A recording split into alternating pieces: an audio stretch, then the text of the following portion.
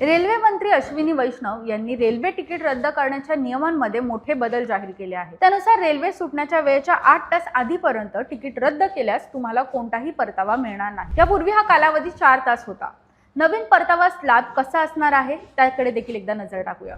जर railway ticket 8 ते 24 तास आधी रद्द केला तर 50% शुल्क कपात होईल आणि राहिलेली रक्कम तुम्हाला पुन्हा मिळणार आहे। म्हणजे जर तुमचं तिकीट 200 रुपयांचं असेल तर तुम्हाला 100 रुपये परत मिळणार आहे।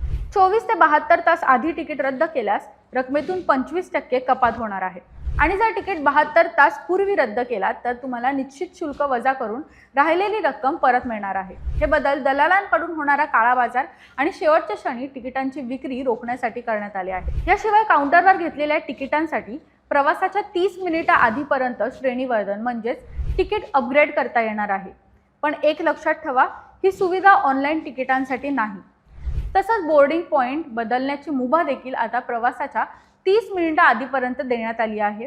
त्यामुळे प्रवाशांना शेवटच्या क्षणी नियोजन बदलणं अधिक सोपं होणार आहे।